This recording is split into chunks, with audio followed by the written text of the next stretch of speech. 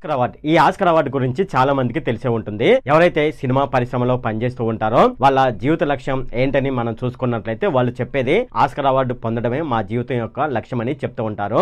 Oscar award అనేది అంత ఆషామాషి అవార్డు అయితే కాదు. మనకు అత్తారింటి దారేది సినిమాలో బ్రహ్మానందం గారు కామెడీగా భాస్కర్ అవార్డు అని ఒకటి తీసుకురావడం జరిగింది. భాస్కర్ అవార్డు ఈజీగా వస్తుందేమో నాకైతే తెలియదు కానీ ఈ ఆస్కార్ అవార్డు రావాలంటే చాలా కష్టం అన్నమాట.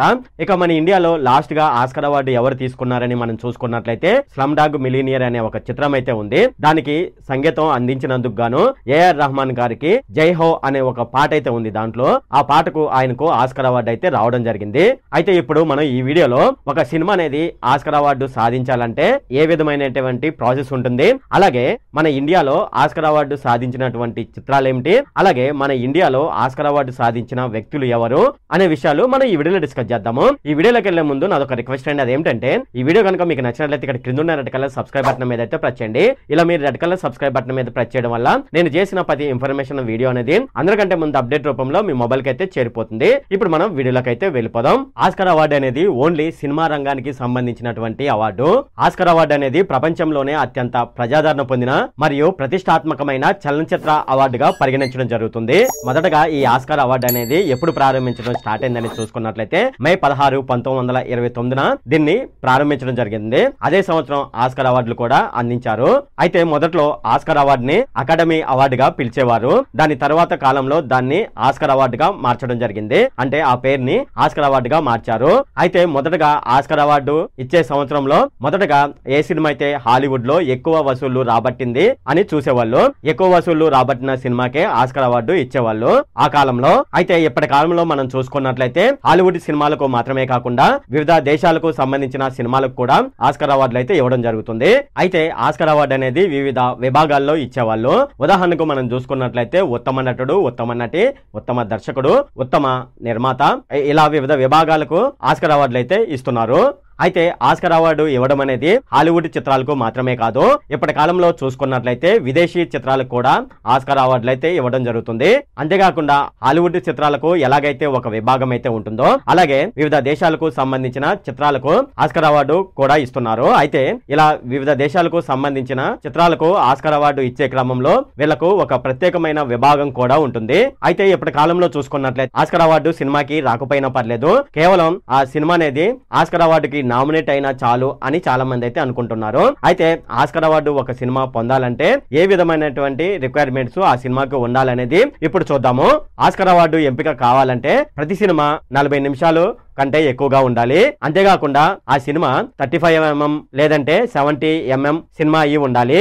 అంతేకాకుండా ఆ సినిమా సెకండ్ కు 24 ఫ్రేములు లేదంటే 48 ఫ్రేములు తప్పనిసరిగా ఉండాలి. ఇక్కడ ఫ్రేములు ఏంటని మీకు ఒక డౌట్ అయితే రావచ్చు. ఫ్రేమ్ అంటే ఏ సినిమా అయినా సరే 24 ఫ్రేములు అని చెప్పినట్లయితే ఆ సినిమా ఒక సెకండ్ లో 24 ఫ్రేములను అయితే ప్రాసెస్ చేసి ఉండాలి, లేదంటే అంతకంటే ఎక్కువ ఫ్రేమ్లను ప్రాసెస్ చేసి ఉండాలి. దాన్ని FFS అంటారు, ఫిల్మ్ ఫర్ సెకండ్ అని అంటారు. అలాగే ఆ సినిమా డిజిటల్ ఫార్మేట్ లో ఉండాలి.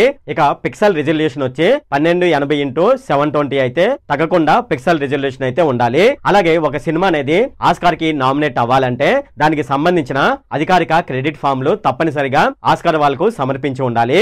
అలాగే ఆస్కార్ అవార్డు అనేది ఒక సినిమాకి ఎంపిక కావాలంటే ఇక్కడ వివిధ విభాగాలు అయితే ఉంటాయి.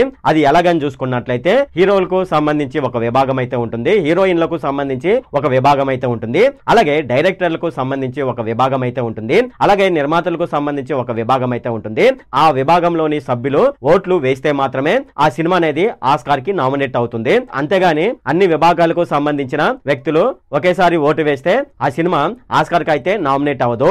అయితే ఆస్కార్ అవార్డు అనేది హాలీవుడ్ సినిమాలకు మాత్రమే కాదని ఇంతకు ముందు చెప్పుకున్నాము. అలాగే ఆస్కార్ అవార్డు అనేది విదేశీ సినిమాలకు అంటే హాలీవుడ్ సినిమాలకు మాత్రమే కాకుండా ఇతర దేశాలకు సంబంధించిన సినిమాలకు కూడా ఆస్కార్ అవార్డు అయితే ఇవ్వడం జరుగుతుంది. అలాగే ఇలా విదేశీ సినిమాలకు ఆస్కార్ అవార్డు ఇవ్వాలంటే దానికి సంబంధించి కూడా ప్రత్యేకమైన నిబంధనలు అయితే ఉంటాయి. ఆ నిబంధనలు తప్పనిసరిగా పాటించవలసి ఉంటుంది. అలాగే వివిధ దేశాలకు సంబంధించి ఒక ప్రత్యేకమైన విభాగం ఉంటుందని ఇంతకు ముందు చెప్పుకున్నాము. అలాగే వివిధ దేశాలకు సంబంధించిన సినిమాలు ఆస్కార్ కు నామినేట్ అవ్వాలంటే ఆ సినిమా వివిధ దేశాలకు సంబంధించి ఒక ప్రత్యేకమైన విభాగం ఉంటుంది. ఆ విభాగం వాళ్ళు ఓట్లు వేస్తేనే విదేశాలకు సంబంధించిన సినిమాలకు ఆస్కార్ ఇవ్వడం జరుగుతుంది.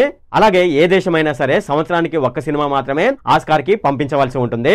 అయితే ఏదైనా ఒక సినిమా ఆస్కార్ కి నామినేట్ అవ్వాలంటే ప్రాసెస్ ఏ విధంగా ఉంటుందని ఇప్పుడు చూద్దాము. ఏ సినిమా అయినా సరే ఆస్కార్ కి నామినేట్ అవుతుందో లేదంటే ఏ సినిమా అయితే ఆస్కార్ అవార్డు అందుకుంటుందో అనేది నిర్ణయించడానికి ఒక ప్రత్యేక ప్రక్రియ అయితే ఉంటుంది. ఆ ప్రక్రియ ద్వారా మాత్రమే ఆ సినిమాకి ఆస్కార్ అవార్డు ఇవ్వడం జరుగుతుంది.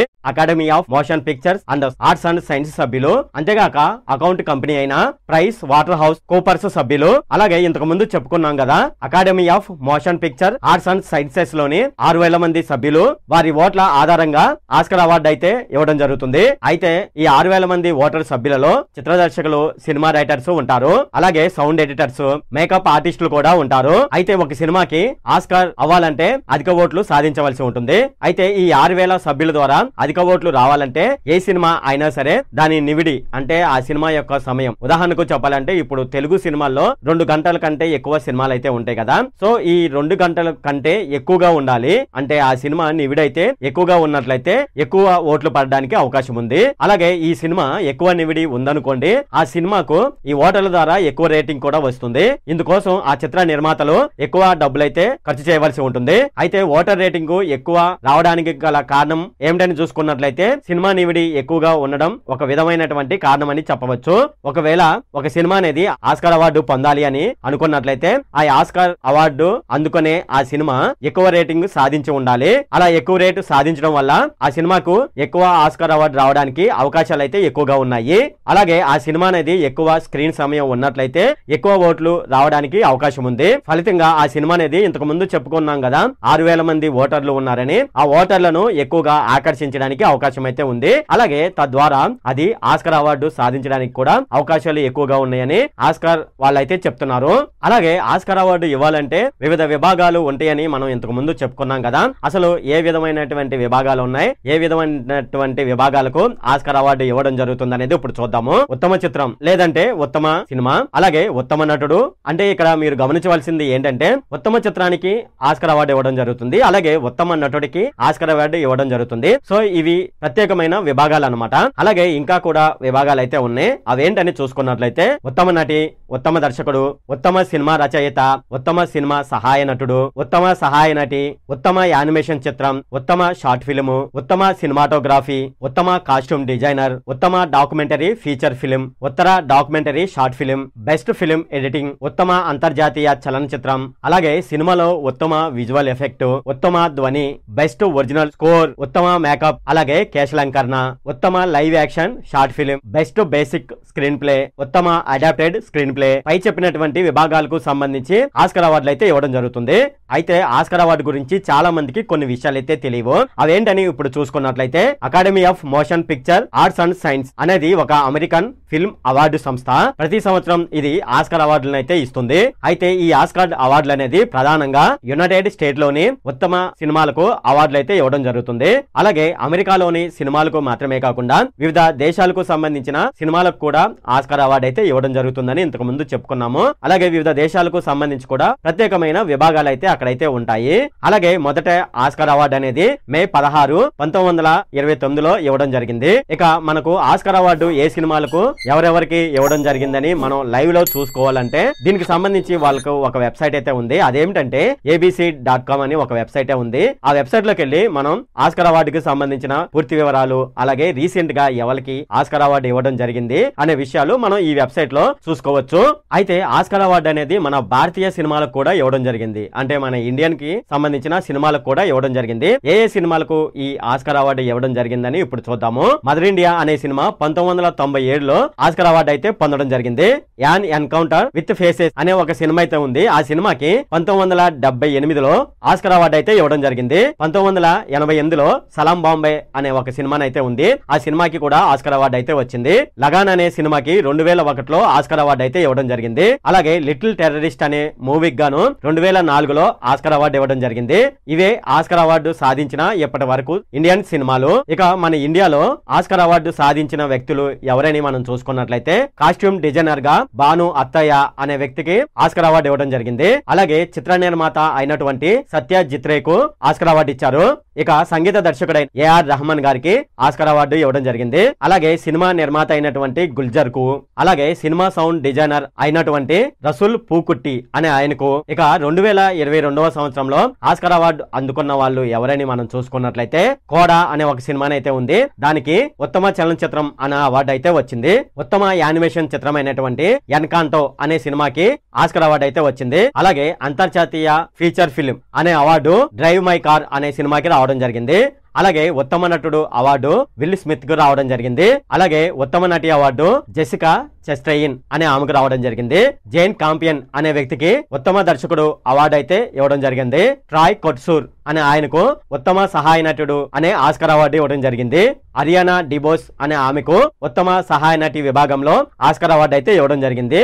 ఇది ఫ్రెండ్ ఇప్పటి వరకు మనకు ఆస్కార్ అవార్డుకు సంబంధించిన పూర్తి వివరాలు. సో ఈ వీడియోపై మీ ఒపీనియన్ ఏంటి అనే విషయాన్ని కింద కామెంట్ సెక్షన్ లో అయితే తెలియజేయండి. ఈ వీడియో కనుక మీకు నచ్చినట్లయితే ఇక్కడ కింద ఉన్న రెడ్ కలర్ సబ్స్క్రైబ్ బటన్ మీద అయితే ప్రెస్ చేయండి. అలాగే ఈ వీడియోని మీ ఫ్రెండ్స్ అండ్ ఫ్యామిలీ మెంబర్స్ కి అయితే షేర్ చేయండి. అలాగే ఈ వీడియో సంబంధించి ఏమైనా కామెంట్లు ఉన్నాయి అనుకోండి, నాకు తప్పనిసరిగా కింద ఉన్న కామెంట్ సెక్షన్ లో అయితే తెలియజేయండి. ఈ వీడియో ఇంతే friend. Okay, thank you friend.